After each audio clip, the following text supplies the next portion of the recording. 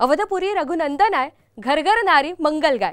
हाच जयघोष आपल्याला अयोध्येसह संपूर्ण देशभरात सध्या पाहायला मिळतोय आणि त्याची प्रत्येक बातमी तुम्ही साम टीव्हीवर आता पाहणार आहात। सुरुवात करूयात। सर्व भारतीय ज्या क्षणाची वाट पाहत होते तो क्षण आता अगदी नजरेच्या टप्प्यात आलाय। प्रभू श्रीराम तब्बल 500 वर्षांनी पुन्हा एकदा अयोध्येमध्ये विराजमान होत आहेत। या सोहळ्याला अवघे 24 तास उरले। साम टीव्ही सोबत या सोहळ्याचे तुम्हीही साक्षीदार होऊ शकता।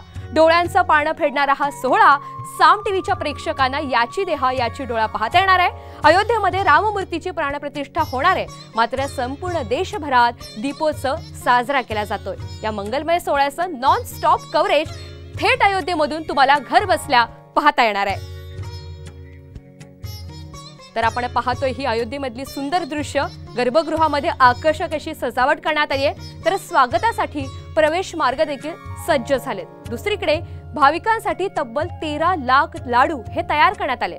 धार्मिक विधी आणि होम हवन गेल्या 5 दिवसांपासून सुरू असून आज या विधींचा 6वा दिवस आहे। तसंच दर्शन रामलल्लाचं आता अवघ्या 24 तासातच सर्वांनाच दर्शन घडणार आहे।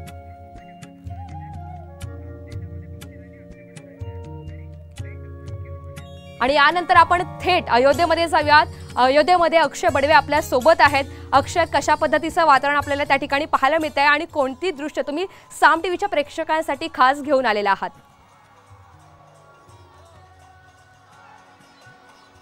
नक्कीच आपण जर बघितलं असेल तर अवघे 24 तास उरलेले आहेत ऋतुजा। जो प्राणप्रतिष्ठा सोहळा, जो अद्वितीय सोहळा गेल्या अनेक वर्षांपासून ज्याचे रामभक्त वाट बघत होते, आता तो काही क्षणांवर आलेला आहे।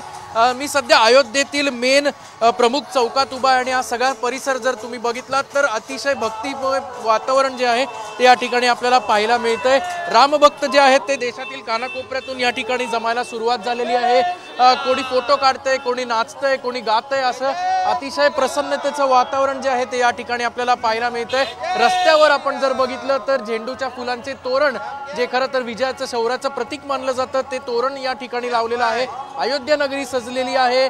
अवकाश फक्त आता वाट बघतायत सगळे की पंतप्रधान नरेंद्र मोदी कधी येतील, उद्या जो प्राणप्रतिष्ठा सोहळा आहे तो कधी संपन्न होईल आणि कधी आम्ही रामलल्लाचं दर्शन घेतो। असं एकंदरीत चैतन्याचं वातावरण, मंगलमय वातावरण जे आहे ते सध्या अयोध्येत पाहायला मिळतंय।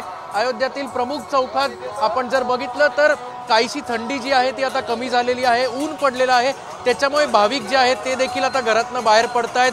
हा सगळा अयोध्येचा मुख्य परिसर आहे, जिथून हाकेच्या अंतरावर हे खरं तर मंदिर आहे आणि त्या ठिकाणी जाण्यासाठी भाविक जे आहेत ते गर्दी करतायत।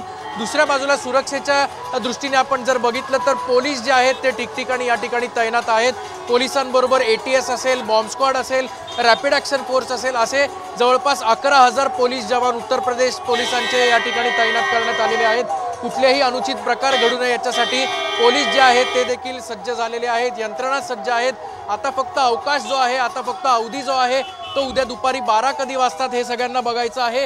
रामलल्लांची एकदा प्राणप्रतिष्ठा सोहळा झाला की त्याच्यानंतर जे नयन सौंदर्य खरं तर दृश्य जे आपण म्हणतो ते पाहण्याची जे वाढ जे आहे ते रामभक्त बघतायत आणि एकंदरीत सध्याचं जे वातावरण अयोध्येतलं आहे ते भक्तिपूर्ण आणि चैतन्यपूर्ण झाल्याचं या ठिकाणी आपल्याला पाहायला मिळतंय। नक्कीच अक्षय, त्यामुळे या अयोध्येच्या सोहळ्याचं नॉन स्टॉप कव्हरेज हे तुमच्या सकट सर्व टीम आता साम टीव्हीची दाखवण्यासाठी सज्ज आहे। तुर्तास धन्यवाद सविस्तर माहितीबद्दल।